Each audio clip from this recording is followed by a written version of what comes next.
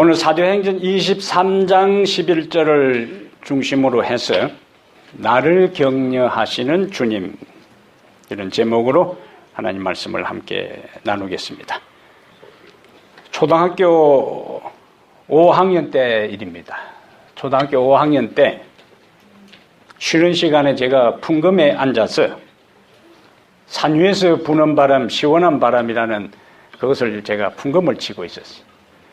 옛날 시골에는 음악실이 있는 것도 아니고 풍금 하나 전교생이 다 시간 되면은 감비고 와가지고 그 다음에 음악 시간에 사용하고 또 다른 데서 또 그 풍금을 가져가고 그러한 시절이었죠.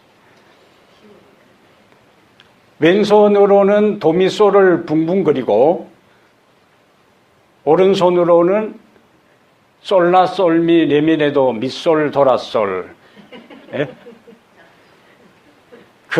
그것을 이제 연주를 하고 있는데 마침 수업이 시작되어서 담임 선생님이 문을 열고 들어오시다가 제가 솔라 솔 미솔 도라솔 그 노래를 치고 있으니까 박수를 치는 거예요.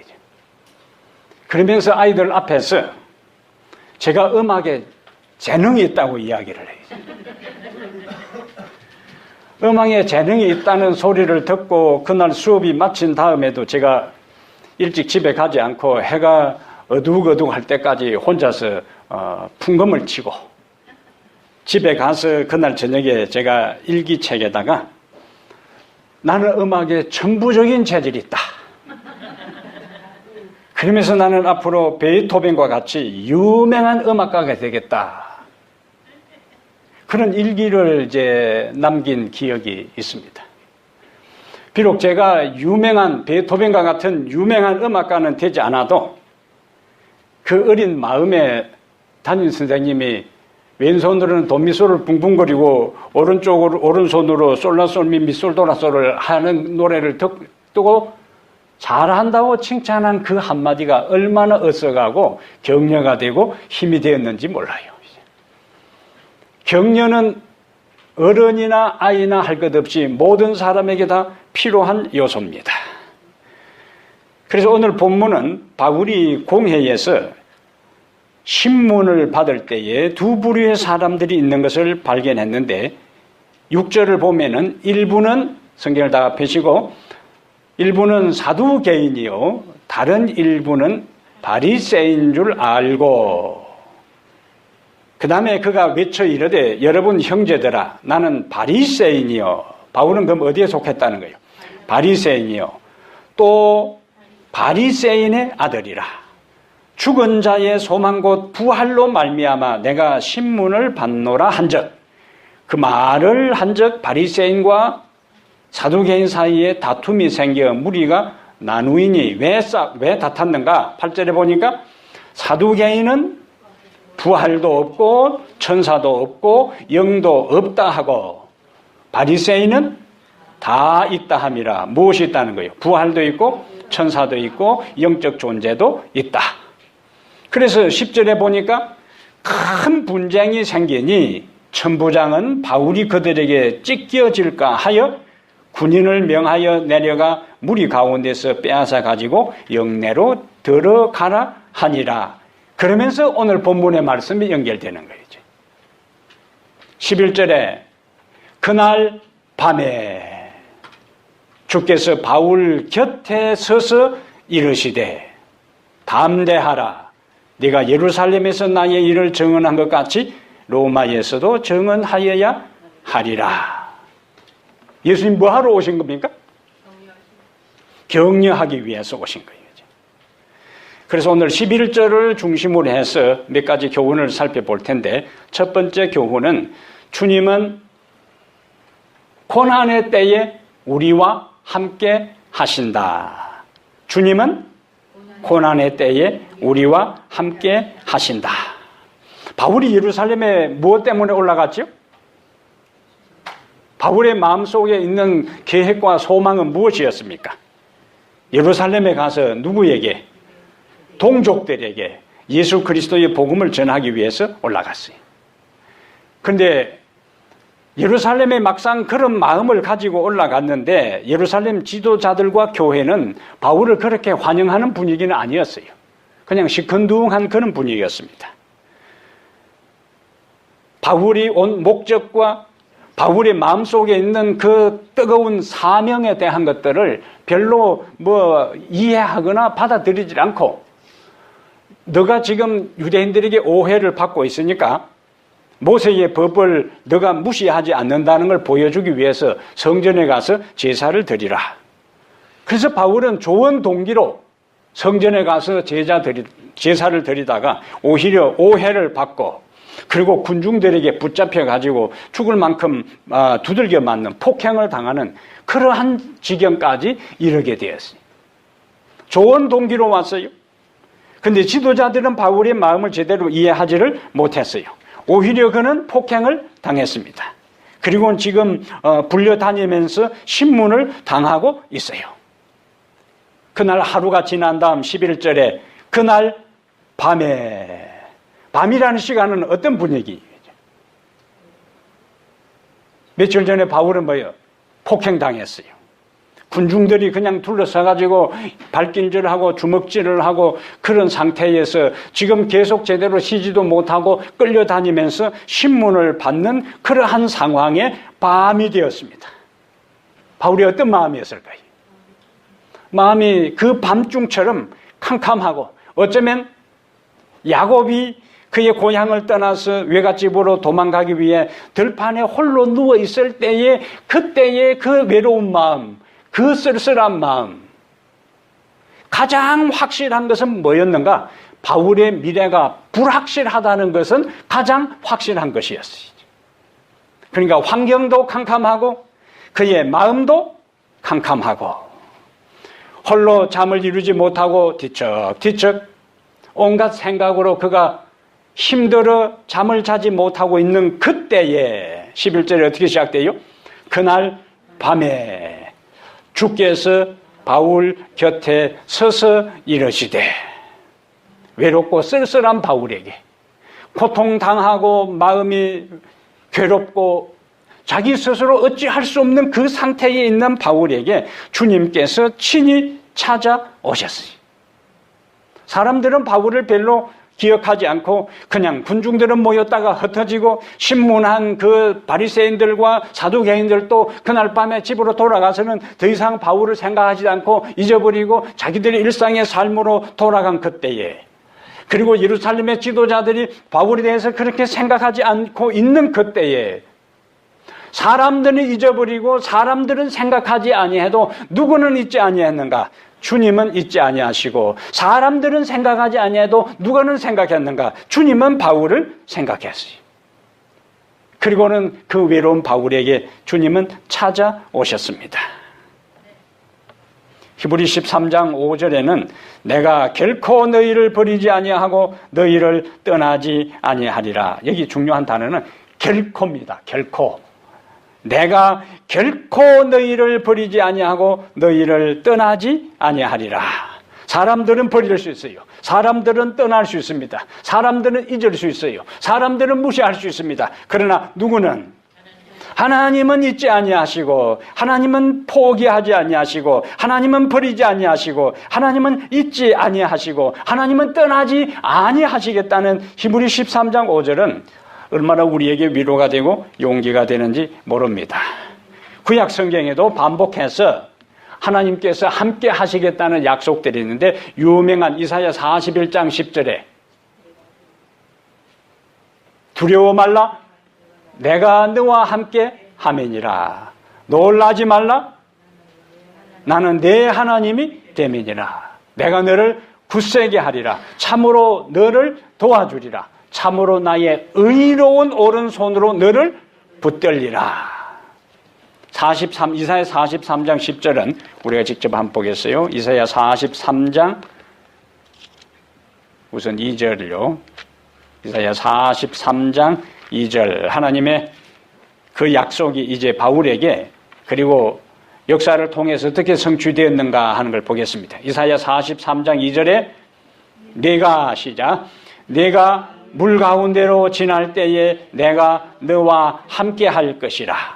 강을 건널 때에 물이 너를 침몰하지 못할 것이며 네가 불 가운데로 지날 때에 타지도 아니할 것이요 불꽃이 너를 사르지도 못하리니 대전하는 여호와 내 하나님이요 이스라엘의 거룩한 이요 내 구원자임이라. 여기 언제 함께 하겠다고요? 물 가운데 지날 때에 함께 하고 강을 건널 때에 함께 하고 불 가운데로 지날 때에 함께 할 것이다. 근데 우리는 다니엘 3장에서 다니엘의 세 친구들 누가 나옵니까? 사드락과 메삭과 아벳느고가 그 두랍 평지에 선 거짓 신상에 절하지 아니한 것 때문에 풀무불에 던짐을 받았는데 세 명을 불 속에다 던져 넣었는데 나중에 왕이 보니까 4명이 불 속에 타지도 않고 걸어다니면서 환담하는 장면이 나오는데 나중에 다니엘 3장 후반부에 가서 그 마지막 4번째 존재의 정체가 하나님의 아들과 같다 했으니까 그 하나님의 아들 같은 존재가 누구냐? 여기 이사야 43장 2절에 약속한 대로 불 가운데 있을 때에 내가 함께 할 것이라는 약속대로 예수님께서 그 고난의 현장에 직접 친히 임재하신 것입니다. 오늘날에는 하나님께서 성령으로 우리와 함께 하시는데 요한복음 14장에 저는 요한복음 14장 16절부터를 참 좋아합니다. 제 삶에 있어서 힘들 때마다 요한복음 14장 16절부터 자 요한복음 14장 16절 내가 시작 내가 아버지께 구하겠으니 그가 또 다른 보혜사를 너희에게 주사 영원토록 너희와 함께 있게 하리니 그는 진리의 영이라 세상은 능히 그를 받지 못하나니 이는 그를 보지도 못하고 알지도 못함이라. 그러나 너희는 그를 아나니 그는 너희와 함께 거하심이요 또 너희 속에 계시겠습니다. 내가 너희를 고와 같이 버려두지 아니하고 너희에게로 오리라.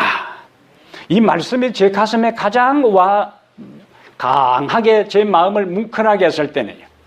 제가 대학교 1학년 때에 재무과에서 숙직을 하는데 평일에는 그냥 괜찮아요.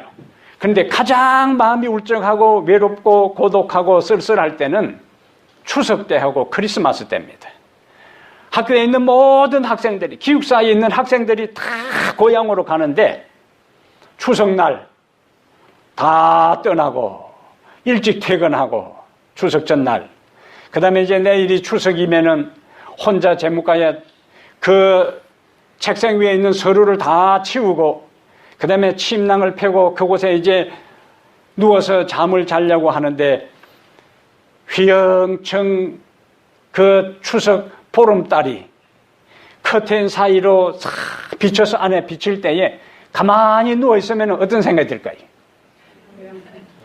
고향 생각이 나지. 부모님 돌아가시고 형제들 뿔뿔이 흩어지고 다른 친구들은 다 고향에 지금쯤 가서 형제들하고 만나서 아름다운 담화의 시간을 보내는 그러한 때에 혼자서 그 책상 위에서 침실이 있는 것도 아니고 그 딱딱한 책상 위에 침낭에서 잠을 청하는 내 신세가 얼마나 외롭고 쓸쓸하고 처량한지. 가만히 누워있으면 잠은 오지 않고 해는 져서 어두운데 찾아오는 사람 없고 이 일 저 일 생각하니 눈물만 흐른다. 그 노래 가사가요 그날따라 어떻게 가슴에 와닿던지. 가만히 누웠으면 눈물이 이제 슬 이렇게 흘러내리는 겁니다. 그러면 내가 여기서 이렇게 외로움에 사로잡혀서 쓸쓸함이 묻어오는 이 밤에 나 혼자 이렇게 이 일 저 일 생각만 하니 눈물만 흐른다. 이렇게 있어서는 안 되겠다. 하고는 이제 성경을 펼쳐서 하나님 저에게 위로를 주고 용기를 주고 뭔가 격려를 주는 말씀을 저에게 주십시오. 성경을 이렇게 펼쳐서 한 장 한 장 넘길 때에 요한복음 14장 16절 18절에 내가 너희를 고와 같이 버려두지 아니하고 너희에게로 오리라. 다른 어느 때보다도 그 말씀이 그와 같은 상황에 있는 저에게 부모님 일찍 돌아가시고 혼자 목사가 되기 위해서 신학교에 입학해서 외롭게 고학하고 힘들게 있는 나에게 찾아오신다는 그 말씀이 얼마나 위로가 되고 용기가 되고 은혜가 되었는지 몰라요. 내가 너희를 고아와 같이 버려두지 않냐고 너희에게로 오리라. 바울의 심정이 바로 그런 심정이에요. 사람들이 자신이 가는 길을 알아주지 아니하고 힘든 그 상태, 외로운 상태를 알아주지 아니하고 잊어버리는 상태에 있을 때에 주님께서 직접 찾아오셨어. 천사를 보낼 수도 있습니다. 대부분 중요한 현장에 하나님께서는 어느 천사를 보내느냐? 가브리엘 천사를 보냅니다. 그런데 오늘 본문은 천사를 대신 보낸 것이 아니고 주께서 바울 곁에 서서 이르시되, 주님께서 직접 친히 바울 곁에 오신 것은 주님의 마음속에 바울을 얼마나 생각하고 얼마나 잊지 아니하시고 바울을 격려하고자 하는 그 의도가 얼마나 강했으면은 주님이 직접 오셔서 바울 곁에 서 계신 것을 볼 수가 있습니다. 그러므로 우리의 삶이 가장 힘들 때, 우리의 삶이 가장 고달플 때, 우리의 인생이 가장 외로움을 느낄 때, 사방팔방 둘러보아도 아무도 없고 이 세상에 나 혼자밖에 없다고 생각하는 그 순간에 주님이 성령으로 우리에게 찾아오는 순간임을 알고 위로를 받게 되기를 축복합니다. 두 번째 우리가 생각할 것은 주님은 우리를 이해하신다. 주님은 우리를 이해하신다. 함께 있으면서 아무리 함께 있다 할지라도 함께 있는 그 사람이 나를 이해해 주지 못하면은 함께 있는 것 자체가 부담이 될 수가 있습니다. 물리적 거리는 가깝다 할지라도 정서적으로 서로 교감되지 아니하면은 함께 있는 그 자체가 뭐라고요? 부담이 되고 피곤해요. 여러분, 통하지 않는 사람과 함께 계속 있는다고 보세요. 그것은 차라리 안 보이는 기나 없는 기나. 예수님이 아무리 함께 있는 데서 있는 것 자체로 우리에게 위로가 되는 것이 아니에요. 예수님이 우리와 함께 있으면서 힘들어하는 나를 뭐 하실 수 있는 분이라고요? 이해하실 수 있는 분이라는 사실이 우리에게 위로가 되고 용기가 되는 것입니다. 그래서 사복음서에는 예수님의 인간적인 모습이 몇 군데 나오는데 요한복음 4장 6절에 예수께서 길 가시다가 피곤하여 우물 곁에 그대로 앉으시니, 그 예수님은 뭘 느끼시는 분이에요? 피곤을 느끼시는 분. 여기 길 가시다가 피곤하여 우물 곁에 그대로 앉으시니 어떤 분위기입니까? 피곤하여 그 다음에 그대로 앉으시니. 이거는 남쪽에서 예수님께서 북쪽 갈릴리로 가시는데 중간에 어디예요? 사마리아를 통과하는데 피곤하여 우물 곁에 그대로 앉으시니 하는 것은 제자들하고 함께 가다가 피곤하다, 좀 쉬었다 가자 하고 털썩 주저앉는 그 장면이에요. 왜 털썩 주저앉았다고요? 피곤하여. 예수님은 피곤을 경험하신 분이기 때문에 우리가 피곤할 때에 그 피곤한 것을 이해하실 수 있는 분이에요. 한 번도 피곤을 경험하지 않은 분들은 다른 사람이 피곤하다, 피곤할 때 피곤이 뭔지를 몰라요. 그런데 예수님은 피곤을 경험하신 분이기 때문에 이 세상에서 우리가 겪는 그 피곤을 뭐 하실 수 있다? 이해하실 수 있다. 머리로 이해하는 것이 아니라 온몸으로 이해할 수 있는 분이에요. 그 다음에 요한복음 11장 35절에는 예수께서 눈물을 흘리시더라. 예수님은 뭐 하셨다고요? 눈물을 흘리시더라. 성경에 예수님이 웃으셨다, 박장대소했다. 예수님이 웃은 이야기는 없는데 예수님이 눈물을 흘리고 운 이야기는 있어요. 요한복음 11장 35절에 예수께서 눈물을 흘리시더라. 크리스마스 때가 되면은 크리스마스 노래 가운데 울지 말라, 울지 말라, 우는 아이에게는 선물도 안 주신대. 그리고 한국의 남자들에게는 부모들이 사내 아이가 뚝뚝 울지 말라고 이제 이렇게. 남자는 뭐 하면 안 된다고요? 울면 안 된다고. 그래서 크리스마스 노래까지도 울면은 산타 할아버지가 선물도 안 준다고 해서 울지 말라고 이야기를 하는 거죠. 종종 한국의 부모들이, 여기는 다르지만 아이들을 교육시킬 때 상당히 모순되는 모습을 보입니다. 아이들이 울어요. 그러면서 왜 우냐고 또 때려요. 그 얼마나 모순돼요. 아이는 지금 서럽고 뭐 이런 저런 것 때문에 서러워 우는데 운다고 또 때리는 거야. 그러면 아이가 안 울 수가 없잖아요. 또 울어야지. 그러면 또 때리는 거예요. 이제. 왜 울어? 바보같이 하면서 또 때리는 거예요. 이제. 예수님은 남자 중에 남자의 사나이 중에 사나이입니다. 이 세상에 가장 큰 대인이요. 그런데 그분이 뭐 하셨다고요? 눈물을 흘리시더라. 그러므로 우리의 눈에 흐르는 눈물, 슬픔의 눈물을 예수님은 뭐 하실 수 있다고요? 이해하실 수 있는 분이. 마태복음 26장 37절에 예수님이 겟세마네 동산의 모습을 이렇게 마태는 묘사하는데, 마태복음 26장 37절에 고민하고 슬퍼하사. 예수님은 뭐 하셨어요? 고민하셨어요. 그 다음에 예수님은 또 뭐 하셨어요? 슬퍼했어요. 근데 얼마나 고민했는가? 마태복음 26장 38절에는 내 마음이 매우 고민하여 죽게 되었으니. 얼마나 고민했으면은 죽음을 생각할 정도로 예수님은 뭐 하셨다고요? 고민하셨어요. 그래서 그분은 우리가 고민한 것, 우리가 피곤한 것을 뭐 하실 수 있다? 이해하실 수 있습니다. 마태복음 26장 56절에 겟세마네 동산에서 예수님께서 체포될 때에 그와 함께 있는 제자들이 다 도망갔어요? 몇 사람은 끝까지 지켰어요? 마태복음 26장 56절에 모든 제자들이 다 예수를 버리고 도망하니라. 모든 제자들이 다 예수를 버리고 뭐 했다고요? 도망하니라. 그런데 그 제자들이 예수님 앞에서는 아무도 도망가지 않겠다고 뭐 한 사람들이요? 맹세한 사람들이요. 베드로도 예수님을 부인하고 나중에 유다가 배신하고 예수님의 제자들은 12명 제자들이 잠깐 다닌 것도 아니에요. 3년 반 동안 예수님과 함께 다녔던 그 제자들이 예수님이 막상 위기에 처할 때에 한 사람이라도 마지막 예수님을 지키는 사람이 있어야 되는데 모든 제자들이 다 예수를 버리고 뭐 했다? 도망가니라.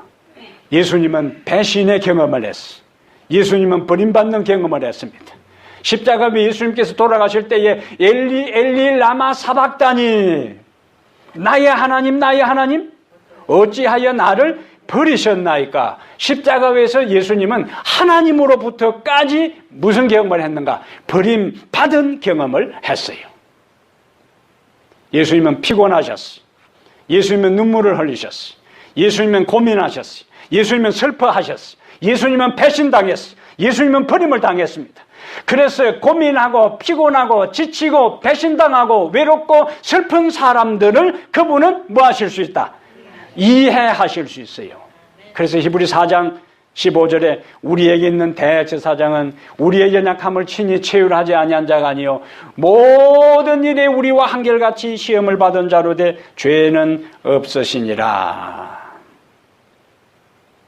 이 세상에 나를 있는 그대로 이해해 주실 분은 예수님 밖에 없습니다. 종종 우리가 다른 사람과 대화 중에 당신은 종종 이제 목사님은 나와 같은 경험을 안 해봐서 나를 다 현재 내가 얼마나 힘든지, 현재 내가 얼마나 외로운지, 현재 내가 얼마나 슬픈지를 다 이해할 수가 없어요. 그런 말을 하는 사람들 종종 만나요. 그 말이 맞아요? 틀려요? 맞아요. 그러면 그런 말을 하는 당신은 다른 사람들에 대해서 다 이해할 수 있는가? 없어요. 그 말은 목사나 장로나 이 세상의 그 어떠한 사람도 다른 사람의 아픔과 외로움과 눈물과 고독과 그 모든 고통을 다 이해할 수가 없습니다. 내가 다른 사람을 다 이해할 수 없는 것처럼 다른 사람도 나를 이해할 수 없다면 다른 사람이 나를 다 이해해 주지 않는 것에 대해 너무 섭섭해 할 필요가 없다. 대신 누구는 우리를 다 이해해 줄 수 있는가? 예수님은 우리를 다 이해해 주실 수가 있습니다. 그분은 우리 곁에 있으면서 그분은 나의 모든 삶에 대해서 다 이해해 주시는 분이십니다. 그분을 인해 감사하게 되기를 바랍니다. 사람들은 이해해 주는 것처럼 해도, 우선은 이해해 주는 것처럼 보여도, 우선은 함께 있는 것처럼 보여도 순간 수틀리면 미련 없이 떠납니다. 나도 그렇게 떠날 수 있고 여러분도 그렇게 떠날 수 있고, 여러분들이 지금까지 인간관계를 맺은 모든 사람들이 우선 좋을 때는 영원히 함께 있을 것처럼 보여도 수틀리면 순식간에 마음 돌변해서 떠납니다. 그래서 사람은 생각은 몇 가지 하고 5만 가지 생각을 하고, 마음은 하루에 몇 번 바뀐다고요? 12번 바뀐다고요. 최근에는 13번 바뀐다는 이야기가 있습니다. 세상이 하도 급변하기 때문에 옛날 우리 조상들에게 12번 바뀌던 것이 요즘은 13번, 14번 바뀐다 그래요. 최근에 나온 이야기예요. 그것이 우리의 마음은 아무도 걷잡을 수 없다는 거예요. 그래서 끊임없이 변하는 인간의 마음, 끊임없이 변하는 사람들에게 실망할 것도 없고 기대할 것도 없고 섭섭해할 것도 없고, 우리 곁에 함께 있으면서 내 모든 것을 진실로 온 가슴과 마음으로 이해해 주시는 주님 한 분으로 만족하게 살며 그분 한 분으로 기뻐하며 살아가게 되기를 바랍니다. 이사야 54장 10절에 산들은 떠나며 작은 산들은 옮길지라도 나의 인자는 내게서 떠나지 아니하며 화평케 하는 나의 언약은 옮기지 아니하리니 너를 긍휼히 여기는 여호와의 말이니라. 그러니까 사람에게 너무 찾아가서 이런저런 힘든 거 이야기할 필요 없어요. 누구를 찾아가야 되는가? 하나님을 찾게 되시길 바랍니다. 주님을 찾게 되시기를 바랍니다. 그러면 그분을 있는 그대로 우리의 이야기를, 있는 그대로 우리의 마음을, 있는 그대로 우리의 아픔을, 있는 그대로 우리의 외로움을, 있는 그대로 우리의 슬픔을 다 받아주셔요. 다 받아주십니다. 우리의 마음의 상태와 우리의 힘든 걸 가지고 우리를 절대로 정죄하지 않습니다. 그것으로 우리를 평가하지 않습니다. 하나님 앞에 나와 털어놓는 우리의 모든 이야기를 주님은 다 들어주시는 분이에요. 그래서 그분에게 찾아가서 그분에게 모든 것을 그분에게 다 토로하며 마음의 위로와 희망을 다시 회복하게 되기를 바랍니다. 세 번째, 우리가 11절에서 찾을 수 있는 것은 담대하라. 내가 예루살렘에서 나의 일을 증언한 것 같이 로마에서도 증언하여야 하리라. 주님은 우리와 함께 하시고, 주님은 우리를 이해하시고, 세 번째, 주님은 우리를 격려해 주십니다. 격려해 주셔야지. 주님은 사람을 통해서 우리를 격려해 주시고, 주님은 하나님의 말씀을 통해서 우리를 격려해 주셔요. 제가 한 교회에 있을 때에 청년들이 한 30명이 있었는데, 교회마다 목사에게 용기가 되고 위로가 되고 힘이 되는 사람이 있음과 동시에 꼭 딴지를 거는 사람이, 꼭 힘들게 하는 사람이 있어요. 근데 다행히 여기는 아직 저를 그렇게 힘들게 하는 사람이 없어서 얼마나 감사한지 모릅니다. 앞으로도 없기를 소망합니다. 한 분이, 제가 이제 그때는 항상 한 달에 한 번씩 청년들하고 연합 예배를 드리는데, 청년들의 중요성을 이야기하고 부모들이 청년들에게 관심을 가져야 되고 교회가 관심을 가져야 된다고 하는데, 이분이 이제 전체 집사들 다 장로들 모인 데서 손을 들고는 목사님이 청년들에 대해서 관심을 갖는다는 걸 말만 하지 실제적으로는 관심도 없다고 거기서 딴지를 거는 거예요. 이제. 그걸 꼭 거기서 그렇게 이야기할 필요는 없잖아요. 그러면 그렇게 말하는 당신은 별 관심이 있었는가? 그 사람은 1년 동안 교회 재물을 맡았는데 11금도 안 내고 헌금 생활을 안 하니까 제 전임 목사가 개인적으로 건면을 했는데 기분 나쁘다가 1년 동안 교회도 안 나온 사람이에요. 그러다가 제가 부임하니까 다시 교회를 나왔는데 전임자하고 그런 관계 연장선에서 또다시 목사를 힘들게 하는 타입이에요.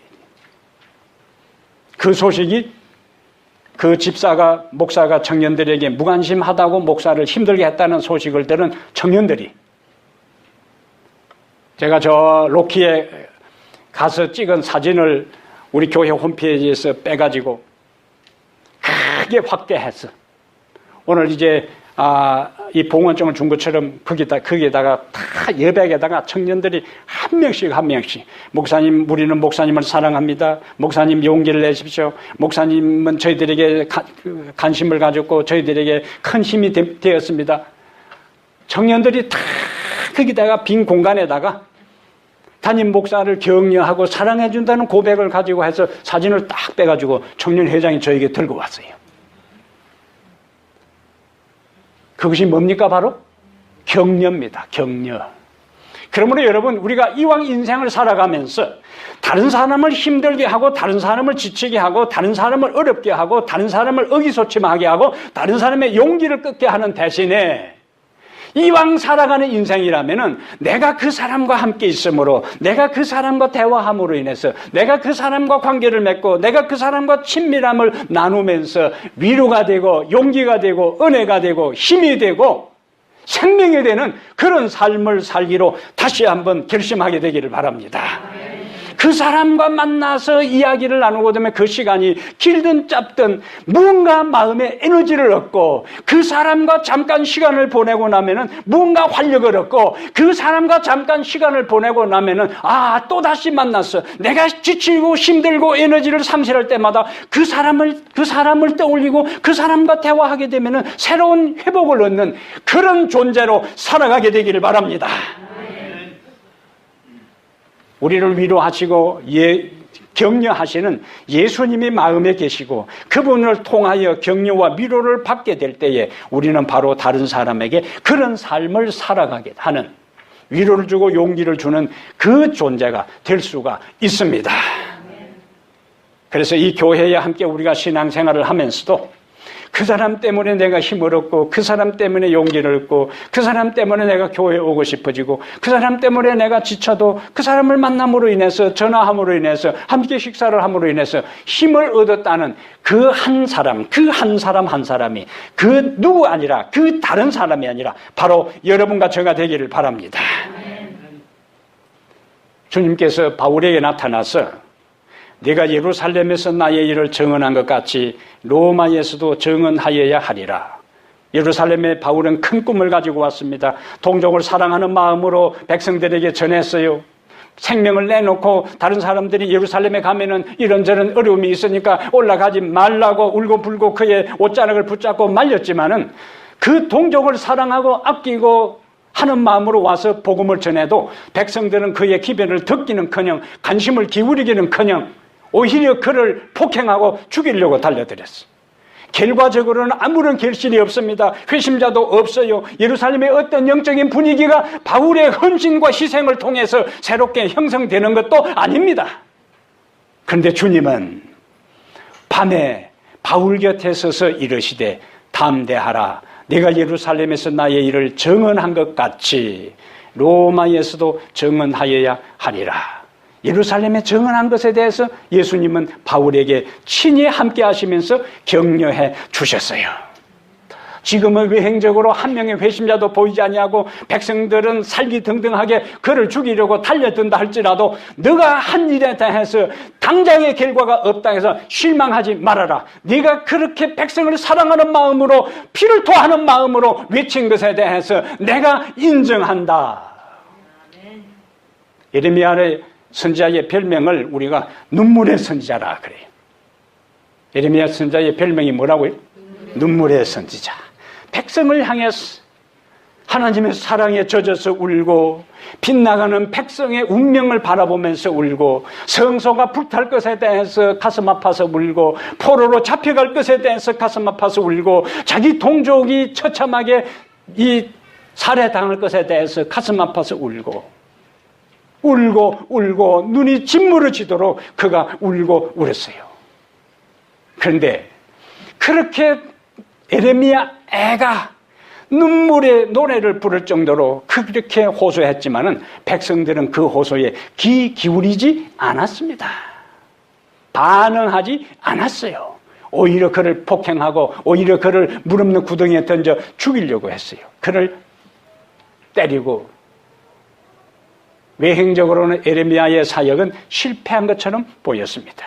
백성들은 그 기별을 거절하고 결국에 바벨론의 침략을 받아 성소는 불타고 백성들은 약탈을 당하고 살아남은 사람은 포로로 잡혀가고 말았어요. 우리가 하나님의 사업을 하는 데 있어서 결과를 가지고 평가하고 백성들의 반응이 어떠했는지를 가지고 우리의 하나님을 향한 수고와 헌신과 희생이 성공 여부가 결정되는 것이 아니다. 아무런 결과가 나타나지 않아도 하나님을 사랑하는 마음으로, 아무런 회심자가 없어도 영혼을 아끼는 마음으로 복음을 전했다면 주님은 바울에게 임했던 것처럼 우리에게 임해서 착하고 충성된 종아, 네가 적은 일에 충성하였으니 우리를 격려하시고 위로하시고 칭찬해 주실 것입니다. 현대 선교의 아버지라고 불리우는 윌리엄 캐리라는 사람이 인도에 선교사로 갔는데 7년 동안 참으로 열심히 기도하고 봉사했는데도 7년 동안 회심자가 한 명도 없었습니다. 7년 동안. 그러면 7년 동안 윌리엄 캐리의 봉사는 실패했습니까? 아니요. 7년 만에 한 명의 회심자가 나오면서 그 다음부터 수많은 영혼들이 하나님께로 돌아오기 시작했습니다. 영의 물리학에서 티핑 포인트라는 것이 있어요. 물이 99도까지는 뭐예요? 끓질 않아요. 근데 언제가 될 때? 100도가 딱 될 때에 보글보글 끓기 시작해요. 99도가 돼도 물이 끓지 않는다고 불을 꺼버리면 끝나는 거예요. 그런데 계속 열을 가할 때에 1도 올라가는 순간에 거기서 물이 끓기 시작합니다. 우리가 다른 사람을 향한 헌신, 수고, 봉사, 노력, 눈물, 기도, 애씀 이러한 것에 대해 우선은 아무런 반응이 없는 것처럼 보이고 결과가 없는 것처럼 보여도 우리가 포기하지 아니하고 주님을 사랑하는 마음으로, 영혼을 사랑하는 마음으로 헌신할 때 티핑 포인트, 때가 될 때 하나님께서 역사를 이루실 것입니다. 그러므로 2020 비전에 대해서도 그것을 자꾸 산술적으로 계산적으로 가능하다 가능하지 않다 계산할 필요가 없어요. 우리는 우리에게 주어진 영역 안에서, 시간 안에서 우리의 마음을 다해서 2020년까지 최선을 다해서 하나님을 사랑하는 마음으로, 영혼을 사랑하는 마음으로 최선을 다하면 우리의 할 일은 다 하는 것입니다.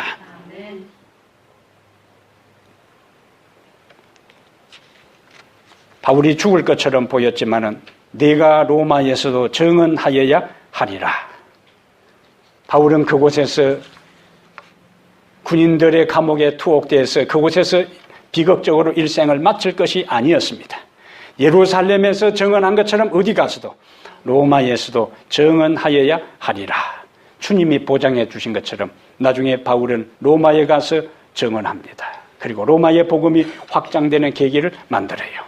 사랑하는 여러분, 주님은 우리를 격려해 주시는 분입니다. 주님은 우리와 함께 하시는 분입니다. 주님은 우리의 모든 사정을 이해해 주시는 분입니다. 우리와 함께 하시고 우리의 모든 사정을 알아주시는 그분을 바라보고 믿고 의지하면서 이 세상의 어떤 상황 가운데서도 나를 격려하시는 주님의 계심을 믿고 그분을 높이고 사랑하고 경배하면서 여러분과 저의 인생이 격려를 받고 위로를 받고 다른 사람까지도 격려하고 위로해 나가는 아름다운 성도의 삶이 되기를 주의 이름으로 축복합니다. 하나님 우리 아버지, 우리의 인생에 지치고 고나고 피곤할 때에 내 주변의 사람들이 한 사람 한 사람 다 떠나가 버리고 홀로 내동댕이 치진 인생처럼 버려둘 때에 그래도 그 현장에 여전히 주님이 계심을 인하여 감사합니다. 지칠 때에 함께 하시고, 외로울 때에 함께 하시고, 피곤할 때에 함께 하시고, 병들을 때에 함께 하시고, 마음이 울적하고 슬플 때에 영원히 여전히 바로 그 자리, 우리 곁에 함께 계시는 주님을 인해 감사합니다. 사람들이 내 사정을 알아주지 아니하고, 사람들이 내 마음을 이해하지 않고, 사람들이 나의 형편에 대해 이해하지 못할 때에도 주님은 내 곁에 계시면서 나를 이해하시고 나를 격려해 주심에 주님을 찬양하고 감사를 드립니다. 주님 한 분으로 만족하게 해 주시옵소서. 주님 한 분만을 바라보게 해 주시옵소서. 주님 한 분만을 의지하며 주님께 경배하며 살아가게 해 주시옵소서. 이제는 우리 주 예수 그리스도의 은혜와 하나님 아버지의 무한하신 사랑과 성령의 충만한 역사가 영원히 우리와 함께 하시는 성령 하나님을 인하여 감사하며 예수 그리스도 이름으로 축복합니다. 아멘.